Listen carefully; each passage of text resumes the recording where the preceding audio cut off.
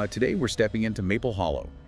It's this town, supposedly nestled between, well, dark woods and forgotten fields. It sounds pretty atmospheric already. It really does. And our main focus is this legend, this girl Lila, vanished, what, over a century ago? Yeah, and the description they give, quite something. 8 years old, long black hair, pale skin like porcelain, and eyes as empty as the night. It sets a chilling tone right away, doesn't it? Disappeared one autumn evening, just wandered into the woods. And the only clue, the thing everyone remembers, is her red ribbon. Right, found hanging from a tree, but it's how it was found. Twisted tight like it had been pulled by something hungry. Oof, that detail is so specific, isn't it? Feels almost aggressive. Why do you think that image stuck? Well, in folklore, small details like that often carry huge weight. A tightly twisted ribbon. Right. It could symbolize, a life cut short violently, or maybe a struggle. It's very evocative. And sadly, her disappearance wasn't, like, the end of it. It seems to have started something. Exactly. The story goes that after that winter, other children started vanishing too. Little Jamie, from the farm near the woods. That's the first one mentioned. And then the sisters, Molly and Anne, they'd just gone to pick berries. Simple things turning terrifying. There's a pattern mentioned too, isn't there? Something about sounds. Yes, the children supposedly heard giggles in the forest, soft and sweet. It's a lure, almost. A classic trope, right? Something innocent drawing you towards danger. Really unsettling. Absolutely. And then the only thing found afterwards. The ribbon again. Always a red ribbon, tied around a tree. Like a signature. It connects all these losses back to Lila, or at least to her story. It really feels like it morphs from her personal item into something else. Like a symbol for the whole town's fear. Perhaps a symbol of that lost innocence, the ongoing threat. It becomes this tangible marker of their trauma. You can imagine how that changed the town. The script mentions people getting scared, especially after dark.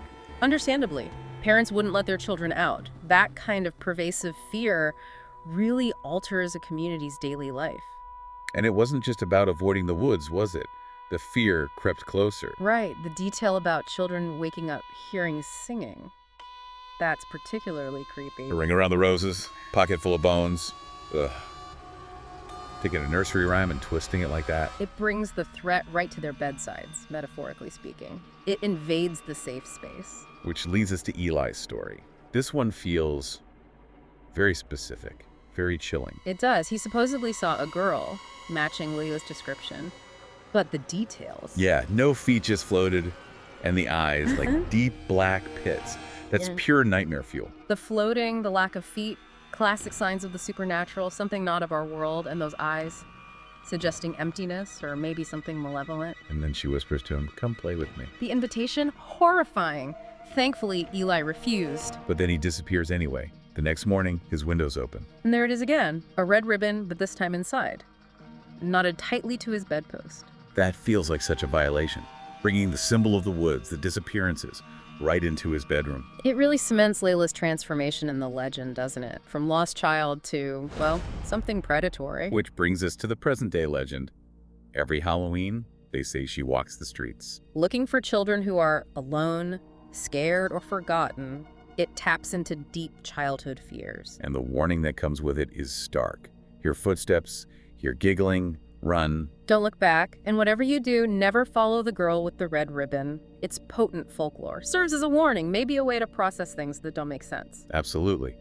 So thinking about all this, the woods, the giggles, that persistent red ribbon, it makes you wonder, doesn't it? Definitely. What do these symbols really mean? For the people telling the story, for us listening now?